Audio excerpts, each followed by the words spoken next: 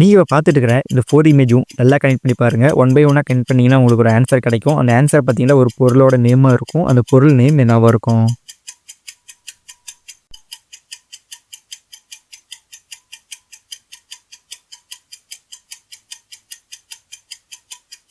இந்த இமேஜை பாருங்கள், 2 இமேஜ் தான். இதை விட ஈஸியாக கேட்க முடியாது. ஆன்சர் பார்த்தீங்கன்னா அது இமேஜ்லேயே ஒளிஞ்சிட்ருக்கு.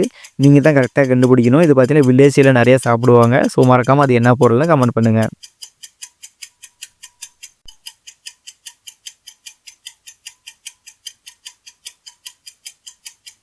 ஏங்க இதை விட ஈஸியாக கேட்க முடியுமாங்க? 2 ஆன்சருமே நான் கொடுத்துட்டேங்க. இதை விட ஈஸியாக கேட்கவே முடியாது.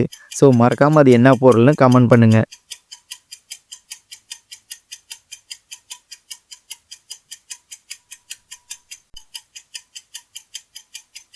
இந்த 3 இமேஜையும் ஒன் பை ஒன்னாக கனெக்ட் பண்ணி பாருங்கள். அப்படி கனெக்ட் பண்ணி பார்த்தீங்கன்னா தான் உங்களுக்கு ஒரு ஆன்சர் கிடைக்கும். ஏன்னா 3 இமேஜ் இருக்குது.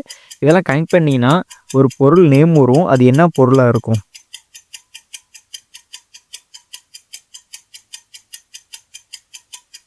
ஆன்சர் என்னன்னு மறக்காமல் கமெண்ட் பண்ணுங்கள். ஸோ இந்த இமேஜெலாம் பார்த்துட்ருக்கீங்க. இந்த 3 இமேஜையும் ஒன் பை ஒன்னாக கனெக்ட் பண்ணி பாருங்கள். அப்படி கனெக்ட் பண்ணிங்கன்னா ஒரு ஆன்சர் கிடைக்கும். அந்த ஆன்சர் பார்த்தீங்கன்னா ஒரு பொருளோட நேமாக இருக்கும். அது என்ன பொருளாக இருக்கும்?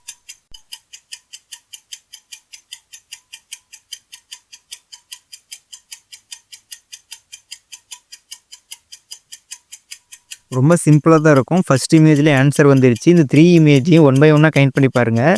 அப்படி கனெக்ட் பண்ணி பார்த்தீங்கன்னா ஒரு ஆன்சர் கிடைக்கும். அந்த ஆன்சர் பார்த்தீங்கன்னா நம்ம கிச்சனில் யூஸ் பண்ணுற ஒரு பொருளோட நேம் வரும். அந்த பொருள் நேம் என்னவாக இருக்கும்?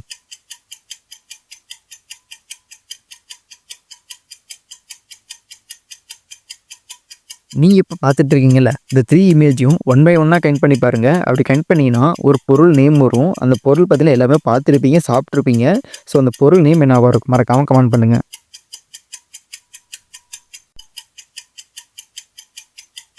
ஆன்சர் கமெண்ட் பண்ணுங்க.